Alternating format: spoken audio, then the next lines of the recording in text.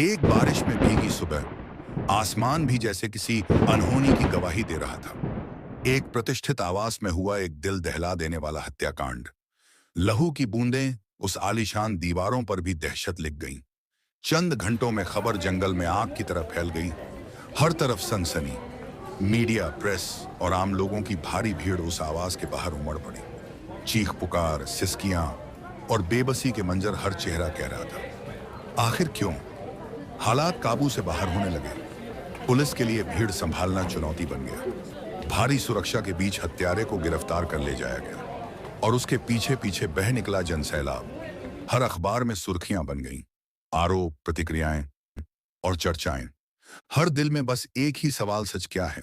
वक्त गुजरता गया। पूरे 12 साल बीत गए। धर्मपुरा स्टेशन। टूटी हुई बेंच, पीले रंग के जर्जर नेम प्लेट पर बड़े बड़े अक्षरों में लिखा धर्मपुरा। एक छोटे से गांव का शहर तक जाने वाला इकलौता रास्ता। धर्मपुरा रेलवे स्टेशन, जहां रोज सुबह एक दो पैसेंजर ट्रेनें आकर रुकती हैं और दूर दूर तक फैले खेतों के बीच अकेला खड़ा यह स्टेशन जैसे किसी खामोशी का गवाह बनता है। एक ऐसी खामोशी जिसमें कई अनकही कहानियां दबकर रह गई हों। स्टेशन का इकलौता गेटमैन नारायण। पिता भोलेनाथ के गुजर जाने के बाद नारायण को यह नौकरी मिली। उस पुराने लकड़ी के केबिन में बैठा नारायण हर रोज इसी वीराने का हिस्सा बन जाता। उस दिन शाम के वक्त मूसलाधार बारिश हो रही थी, मानो आसमान भी किसी दर्द में डूबा हो। घड़ी की सुई ठीक 6 बजा रही थी। तभी धड़धड़ाती हुई ट्रेन आई और स्टेशन पर रुकी। गिनती के 2-4 गांव वाले उतरे और उनके साथ उतरे एक अनजान सज्जन। उम्र करीब 60 से 65 साल। लंबा कद, चेहरे पर गहरी झुर्रियां, मगर आंखों में एक अजीब सा सूनापन, जैसे बरसों से किसी अपने का इंतजार हो। हाथ में एक पुराना चमड़े का बैग और कंधों पर वक्त का बोझ साफ दिख रहा था। वे सज्जन जाकर स्टेशन के एक कोने में लगी टूटी हुई बेंच पर चुपचाप बैठ गए।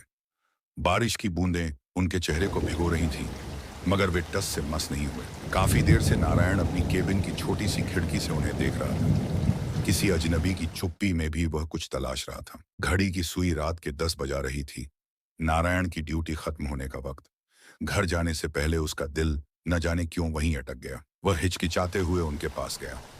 बाबूजी, आपको तो इस गांव में पहले कभी नहीं देखा। क्या आप किसी का इंतजार कर रहे हैं? सज्जन ने धीरे से सिर उठाया। उनकी आंखें भीगी थीं और उस भीड़ में भी वो जैसे बिल्कुल अकेले थे। नारायण के सवाल का कोई जवाब नहीं मिला, बस एक गहरी नजर जिसमें एक अधूरी कहानी दफन थी। रास्ते में भी वह उन्हीं के बारे में सोचता रहा। घर जाकर मां पत्नी को बताया तो सभी हैरान रह गए। उसका 15 साल का बेटा भी चुपचाप सुनता रहा।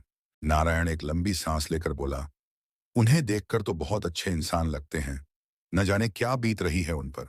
अगले दिन सुबह नारायण फिर ड्यूटी पर पहुंचा और हैरान रह गया।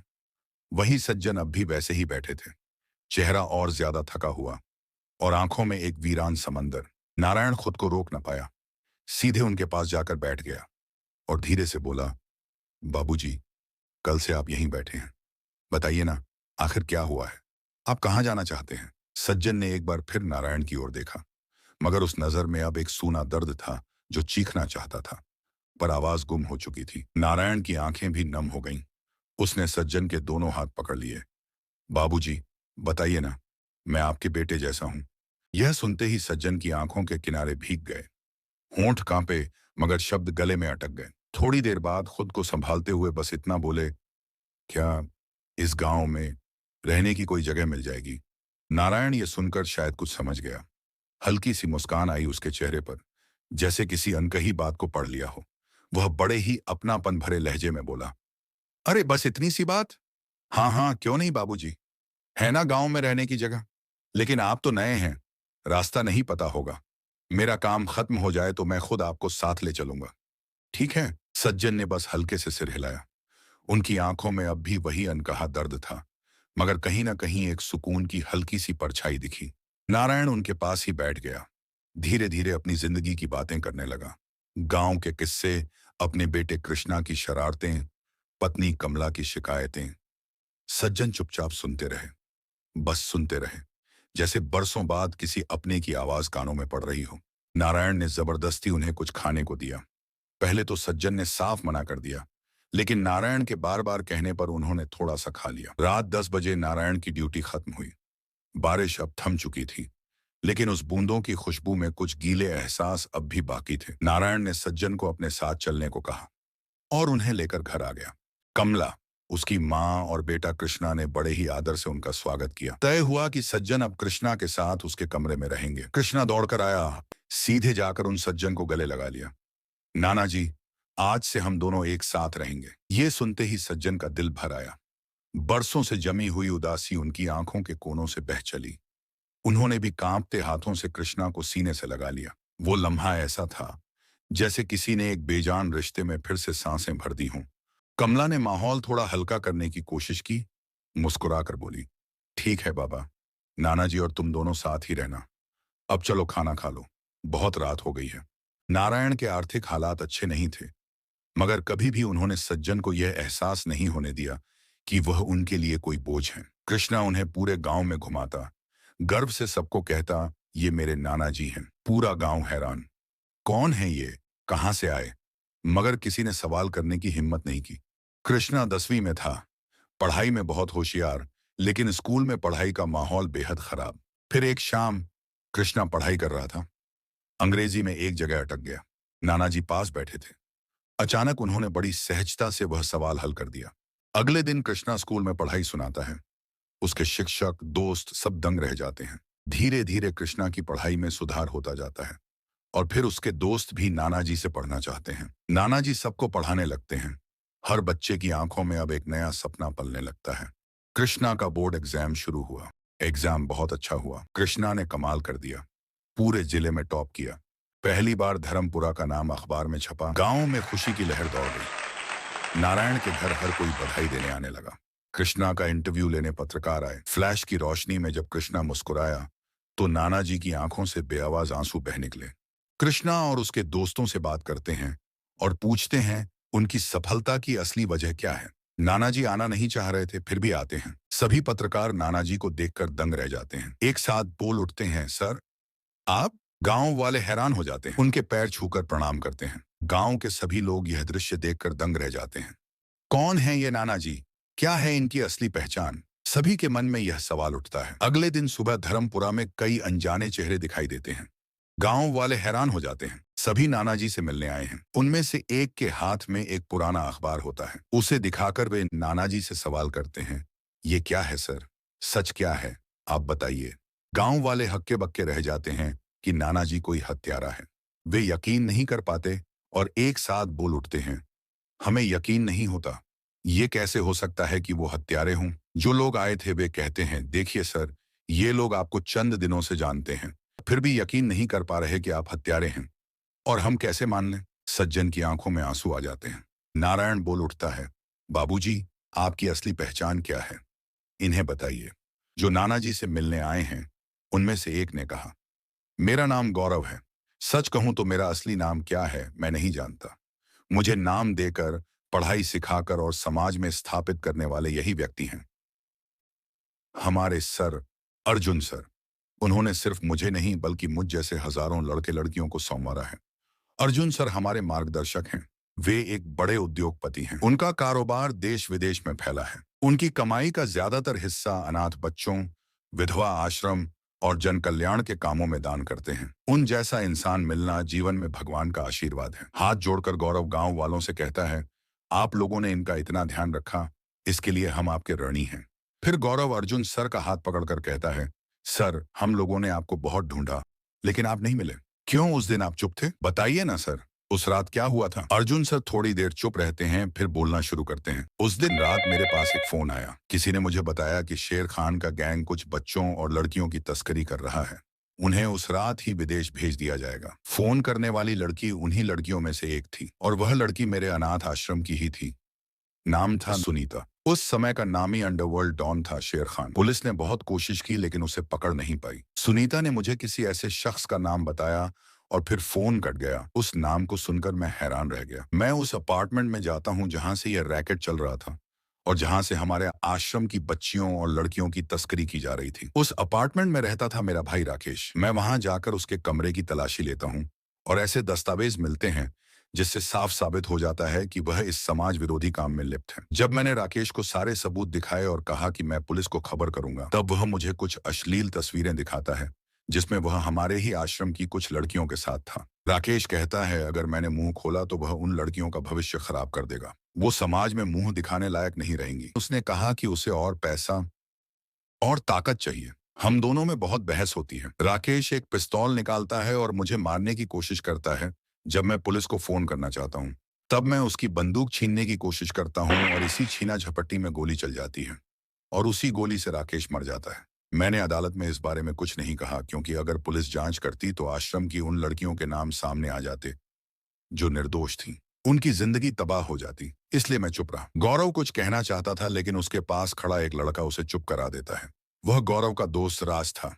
तब राज कहता है सर मैं गौरव का दोस्त राज हूँ। उससे आपके बारे में बहुत कुछ सुना है। आप मेरे आइकॉन हैं। मैं आपके ऊपर एक थीसिस बनाना चाहता हूँ जो मैं अपने फाइनल एग्जाम में सबमिट करूंगा। क्या मैं लिख सकता हूँ? अर्जुन सर थोड़ा मुस्कुराते हुए कहते हैं एक जेल में बंद रहे हत्यारे के ऊपर तुम अपनी कॉलेज की फाइनल थीसिस लिखोगे? पास कर पाओगे? मैंने तो जिंदगी में ऐसा कुछ किया ही नहीं, लेकिन जब लिखना ही चाहते हो तो ठीक है, अनुमति देता हूँ, लिखो। राज थैंक यू कहकर खुशी जाहिर करता है। गौरव कहता है सर आप हमारे साथ चलिए। लेकिन कृष्णा और उस गांव को छोड़कर अर्जुन सर जाना नहीं चाहते। सर कहते हैं मैं ठीक एक दिन आऊंगा, अभी नहीं। गांव वाले यह सुनकर बहुत खुश होते हैं। गौरव और बाकी सब अर्जुन सर से इजाजत लेकर लौटने की तैयारी करते हैं। राज अर्जुन सर को प्रणाम कर कहता है बहुत जल्दी मुलाकात होगी सर। सर हल्की सी मुस्कान के साथ सिर हिलाते हैं। राज गौरव के साथ थीसिस के काम के लिए आश्रम जाता है। राज कई लोगों से बात करता है लेकिन एक लड़की को देखकर राज को बहुत शक हुआ। उसे लगा कि वह कुछ कहना चाहती है लेकिन कहते कहते चुप हो जाती है। राज अर्जुन सर के भाई के बारे में पता करने जाता है और उसके बारे में चौंकाने वाली जानकारी सामने आती है। इसी कड़ी में 12 साल पहले की कुछ घटनाएं राज के सामने आती हैं। एक दिन राज जब आश्रम में जाता है, वहां जाकर देखता है अर्जुन सर बैठे हैं। राज को देखकर थोड़ा मुस्कुराकर कहते हैं तुम्हारा लेखन कितना आगे बढ़ा? राज कहता है लगभग पूरा हो गया है। राज अर्जुन सर से कहता है मैं एक सवाल करूंगा। अर्जुन सर कहते हैं हाँ पूछो। राज उनसे पूछता है सर आपके जेल जाने के बाद डॉन शेर खान का क्या हुआ? क्या उसे पुलिस पकड़ नहीं पाई? लेकिन आज भी ह्यूमन ट्रैफिकिंग, ऑर्गन ट्रैफिकिंग कम नहीं हुई। अर्जुन सर बहुत गंभीर होकर बोले इस बारे में मुझे कुछ नहीं पता। मेरा सब कुछ मेरा भतीजा रोहित संभालता है। थोड़ा सोच में डूबकर यह बात कहते हैं। तभी रोहित भी कहता है हाँ शाम को हमारे घर आओ, तुम्हारी थीसिस भी सुनेंगे और कल अंकल तो फिर गांव लौट जाएंगे और आज मेरा बड़ा भाई भी कनाडा से लौट रहा है। वही हमारा विदेश का बिजनेस देखता है। अंकल से मिलने ही आ रहा है भाई, तुम भी आओ, सब मिलकर बातें करेंगे। राज आऊंगा कहकर वहां से चला जाता है। घड़ी में 7 बजते ही दरवाजा खटखटाता है। अर्जुन सर सामने खड़े हैं गौरव और राज उन्हें हंसते हुए अंदर आने को कहते हैं। सोफे पर बैठे हैं रोहित और उसका भाई रवि। उनके पास आकर अर्जुन सर भी बैठते हैं और सामने बैठते हैं राज और गौरव। काफी देर बातें होती हैं, खाना पीना होता है। फिर गौरव और राज अपने अपने घर लौट जाते हैं। घर पहुंचते ही राज के पास एक फोन आता है। राज तुरंत गाड़ी लेकर एक जंगल की ओर निकल जाता है। वहां जाकर देखता है एक कंटेनर खड़ा है और वहां कुछ बच्चे, छोटे बड़े लड़कियां और कुछ छोटे छोटे बॉक्स लादे जा रहे हैं और सामने खड़े हैं अर्जुन सर और उन्हें घेरे हुए कुछ गुंडे बंदूक लिए हुए। राज किसी को फोन पर कहता है मैं आगे बढ़ रहा हूं, तुम लोग पहुंचो। इतना कहकर राज गुंडों पर गोलियां चलाने लगता है। अर्जुन सर से कहता है आप कंटेनर के पीछे छुप जाइए। राज और गुंडों के बीच गोलीबारी और मारपीट शुरू हो जाती है। अचानक गौरव अर्जुन सर के सिर पर बंदूक तान कर राज के सामने ले आता है और गुंडे राज को पकड़ लेते हैं। तभी कंटेनर से निकलकर आता है अर्जुन सर का भतीजा रवि। वेल डन गौरव कहकर ताली बजाता है रवि। आज मेरा बदला पूरा होगा। मैं अपने पिता के हत्यारे को आज खत्म कर दूंगा। मैं बनूंगा इस साम्राज्य का मालिक।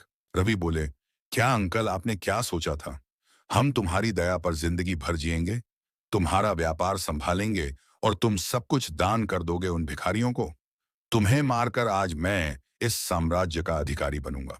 यह कहकर राज हंसने लगा और उसके साथ हंसने लगे गौरव और उनके साथी। राज बोलता है तो आखिरकार इतने साल बाद शेर खान पकड़ा गया। हमारे बिछाए जाल में फंस ही गया डॉन शेर खान। हंसते हैं अर्जुन सर और राज। गौरव और रवि हैरान रह जाते हैं। राज कहता है तुम लोगों को चारों तरफ से पुलिस ने घेर लिया है, अब तुम लोग बचकर नहीं जा सकते। तभी रोहित पुलिस लेकर वहां पहुंच जाता है।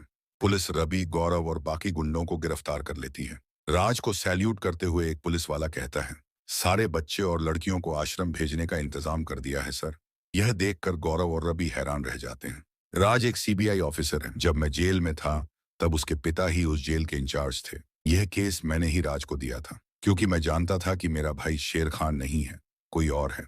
इसलिए उस दिन मैं कोर्ट में कुछ नहीं बोला। लेकिन जिस दिन राज ने मुझे रवि के बारे में बताया तब मैं भी यकीन नहीं कर पाया। फिर राज बोलना शुरू करता है, अर्जुन सर का गांव जाना हमारा ही प्लान था, क्योंकि सर अगर अपने घर लौटते तो उनकी जान को खतरा था। यह तो मुझे पहले ही अंदाजा हो गया था। मेरी जांच में मैं जब जांच करने लगा तो गौरव मुझे संदिग्ध लगा। वह आश्रम संभालता था, लेकिन महंगी घड़ी, महंगे जूते, क्लब में पार्टी करता था। इसलिए मैंने उससे दोस्ती की। फिर एक दिन मैंने देखा गौरव के फोन पर कनाडा से फोन आ रहा है। तभी मेरा शक रवि पर गया, क्योंकि अर्जुन सर ने पहले ही बताया था कि रवि कनाडा में सारा बिजनेस संभालता है। मेरा शक और पक्का हुआ जब आश्रम के एक बच्चे ने बताया कि उसके कुछ दोस्तों को कहीं और ले जाया गया है। एक लड़की ने बताया कि सुनीता दीदी इस आश्रम में रहती थी, बहुत सुंदर थी। एक दिन अचानक दीदी गायब हो गई। ऐसे ही कई लड़कियां गायब हो जाती थीं। मैंने मिसिंग लड़कियों की तस्वीरें इकट्ठा करके कनाडा पुलिस को भेजी। उन्होंने जांच कर बताया कि जिन तस्वीरों को मैंने भेजा था उनमें से कुछ कनाडा के रेड लाइट एरिया में मिली। हमने कनाडा पुलिस के साथ मिलकर उन लड़कियों को बचाया और देश वापस लाया। और जिन लड़कियों को बचाया गया उन्होंने रवि को पहचान लिया। गौरव और रवि की व्हाट्सएप चैट, जिसमें कहां और कब माल डिलीवर करना है, वॉइसमेल, सारे सबूत मेरे पास हैं कि रवि ही शेर खान है। रवि को देश वापस लाने में हमारी मदद की रवि का छोटा भाई रोहित ने। वह सब सुनकर रवि का साथ नहीं देकर अपने अंकल का साथ दिया। रोहित ने रवि को बताया कि अंकल अपनी सारी संपत्ति दान कर रहे हैं। यह सुनते ही रवि देश वापस लौटा, अर्जुन सर को हमेशा के लिए खत्म करने। पुलिस रवि, गौरव और आश्रम के कुछ कर्मचारियों को गिरफ्तार कर लेती है जो शेर खान का साथ दे रहे थे। अर्जुन सर अपनी जायदाद का ज्यादातर हिस्सा दान कर देते हैं, बाकी हिस्सा रोहित को दे जाते हैं। इसके बाद वे बिना किसी शोर शराबे के चुपचाप गांव की ओर लौट गए। उनकी हर एक कदम जैसे बीते समय की कहानियां बुन रही थी। जब उन्होंने आखिरी बार शहर की ओर देखा, एक हल्की नमी उनकी आंखों में चमक उठी। यह विदाई थी, लेकिन एक नई शुरुआत भी। गांव की शांत मिट्टी, जहां न दौलत थी न ताकत की भूख, बस यादों का एक संसार था जो अब उन्हें पुकार रहा था।